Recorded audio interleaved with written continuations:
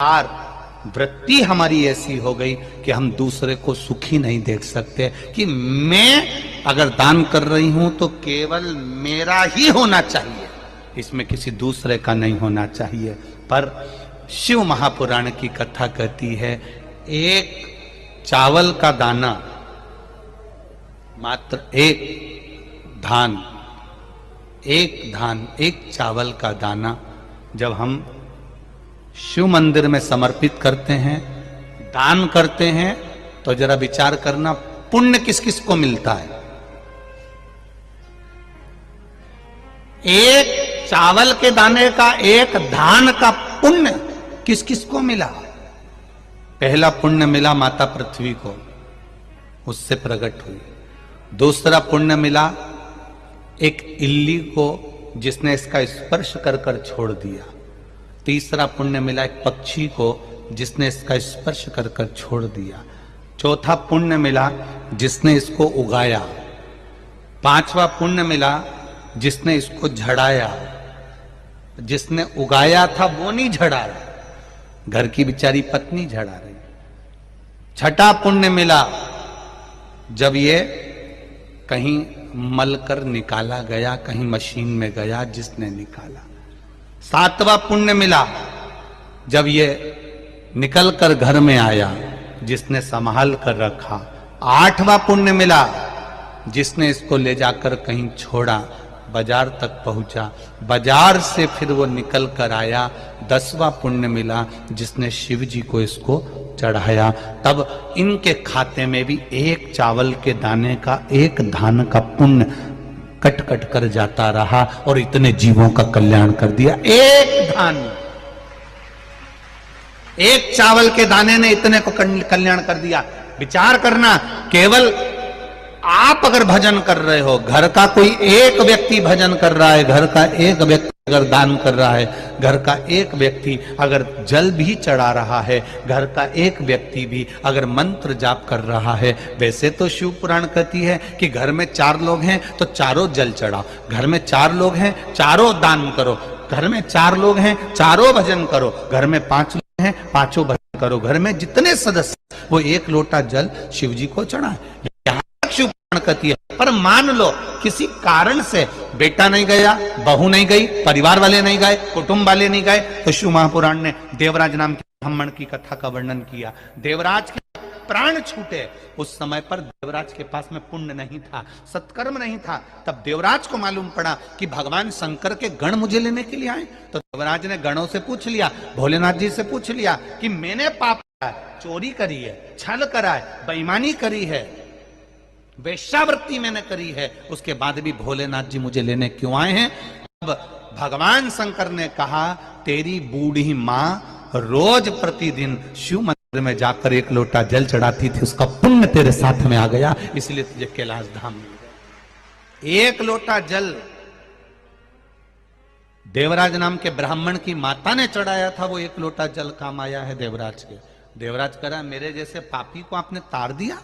क्यों तार दिया? मैंने तो छल करा, बेईमानी करी, कपट करा, नारी को गलत दृष्टि से देखा, धन चुरा कर लाया, कितना कितना धन मैंने चुराया, कितना गलत काम करा, उसके बाद भी भोलेनाथ आपने मुझे तार दिया। शिव जी कहते हैं, देवराज तुझे तारने का कारण केवल एक है कि तेरी माता रोज शिव जी के मंदिर जाती है, ठंड लग रही है, गर्मी पड़ रही है, बारिश पड़ रही है, पांव कप कपा रहे हैं, तो भी बूढ़ी माँ, बुजुर्ग माँ शिव मंदिर तक जा रही। आप में भी हमने देखा है, छत्तीसगढ़ के हों, चाहे गुजरात के, महाराष्ट्र के, राजस्थान के, चाहे जहां के लोग हैं, जितने भी भक्त शिव महापुराण की कथा सुन रहे हैं, इनका भाव, इनका हृदय, एक बात जरूर हमने देखी है कि ये भी 1 लोटा जल लेकर जाते हैं, चाहे गर्मी पड़े, बारिश पड़े, ठंड पड़े, कुछ भी हो, शिव के द्वार जाना, शंकर की चौखट पर जाना। 1 लोटा जल का कितना महत्व है। दधीचि ऋषि की धर्म पत्नी का श्राप देवताओं को लगा, जरा ध्यान देना। कई लोग कहते हैं, गुरुजी ये 1 लोटा जल तुम कहां से लेकर आए हो? ये 1 लोटे जल की महत्वता कहां से लेकर आए हो? जो दुनिया के लोग शिव महापुराण पर उंगली उठाएं, शंकर जी की पूजन पाठ पर उंगली उठाएं, उनको ये कथा जरूर सुना देना कि एक लोटा जल कहां से आया। शिव मंदिर में जब आप कभी जाएं शंकर भगवान की, कभी ऐसा मौका लगे कि आपको लगे कि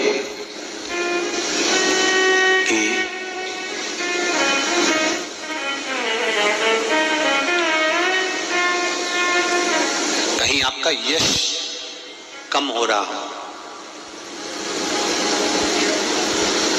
आप जानते हो कि मुझको ये काम करवाना है और ये काम आगे हो ही नहीं रहा है, ये फाइल आगे बढ़ ही नहीं रही,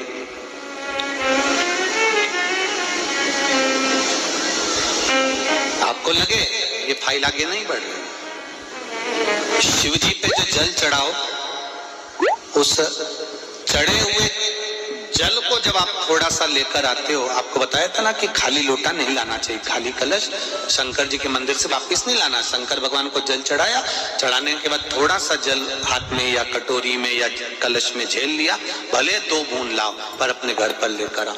उस 2 बूंद जल का भी स्पर्श कलश के अंदर हाथ की 3 उंगलियां लगाकर अगर त्रिशूल पर टच कर कर मात्र आपने उस कलश के अंदर लगा दिया और वो जल भी आपने अपने घर पर छोड़ दिया, छींट दिया या उसका आचमन मात्र हो गया, तो व्यक्ति का यश बढ़ना अपने आप प्रारंभ हो जाता है, उसकी यश की प्राप्ति उसको होने लगती है, उसको यश की वृद्धि होने लगती, उसको यश की प्राप्ति होने लगती। त्रिशूल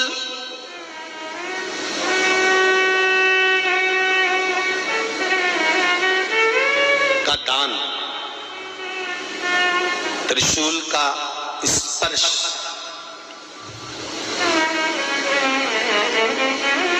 एक बहुत अच्छी बात कहना चाहेंगे, आपके स्मरण में रहना चाहिए, बहुत सुंदर स्मरण। कभी अगर मौका लगे, कभी अगर मौका लगे, और शंकर भगवान का बहुत सुंदर श्रृंगार हो गया, बहुत सुंदर श्रृंगार हो गया, और शिव जी पे माला भी बहुत अच्छी चढ़ी है, बेलपत्र भी अच्छी चढ़ी है, धतूरा भी अच्छा चढ़ा हुआ है, फूल भी अच्छे चढ़े हुए हैं, और आपने देख लिया शिव जी का बहुत अच्छा श्रृंगार हो गया, और तुम्हें कभी मौका लग जाए ऐसा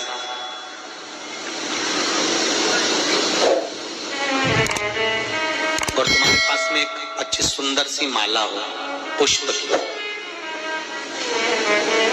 तो आप पुजारी जी को या पंडित जी को कह दो, या पंडित जी मान नहीं हो, शिव जी का अच्छा श्रृंगार हो गया हो, तो वो माला केवल त्रिशूल की, जो त्रिशूल है उस त्रिशूल पर ही उस माला को अगर आपने केवल टांगी दिया तो भी आप उन्नति की सीढ़ी पर आगे बढ़ना प्रारंभ कर देते हैं। पर किस समय पर? जब भगवान का पूर्ण श्रृंगार हुआ, पूर्ण श्रृंगार शिव जी का हो गया और माला तुम्हारे हाथ में है और तुमने देखा भगवान का श्रृंगार हो गया, अब शिव जी पे अगर माला चढ़ाऊंगा और श्रृंगार गिर जाएगा तो उस माला को आप अपने यश प्राप्ति के लिए, अपने आनंद के लिए, अपनी उन्नति के लिए आप उसको त्रिशूल पर चढ़ा सकते हैं। हम कई बार एक बात बहुत अच्छे से आपको वर्णन किए हैं कि शिवालय में जो दीप लगाकर चले जाते हैं, दिया रखकर चले जाते हैं, वो दिया ठंडा हो जाता है, जब वो दिया समाप्त हो जाए, ठंडा हो जाए, बुझ जाए, ठंडा हो जाए, वो दिया पड़ा रहता है। दियों को उठाकर एक जगह पर ले जाकर एकत्रित कर कर बाहर जहां जगह होती हो, डलिया में, खोखे में, वहां रखो। उनको उठाकर एक जगह पर ले जाकर रख देने से जीवन में कभी विपदा की अगर घड़ी आती है, विपदा की घड़ी से मतलब होता है कोई बड़ा रोग आ गया, कोई एक्सीडेंट हो गया, उस एक्सीडेंट के समय पर एम्बुलेंस भी नहीं आई, कोई नहीं आया, आपने भगवान शंकर के सामने से रखे हुए दिए जो ठंडे हो चुके हैं, जले हुए नहीं, जो ठंडे हो गए, दीप में कुछ भी नहीं बचा, वो ठंडे हो गए, उनको उठाकर आपने अगर एक और ले जाकर भी रखा है, अगर कोई आपकी विपदा की घड़ी में खड़ा नहीं होता तो वो दीप जिनको आपने उठाकर एक और ले जाकर रखा है देवाधिदेव महादेव के मंदिर में, महादेव आपको उठाकर ले जाकर कहीं श्रेष्ठ जगह पर जरूर रखते हैं निश्चित।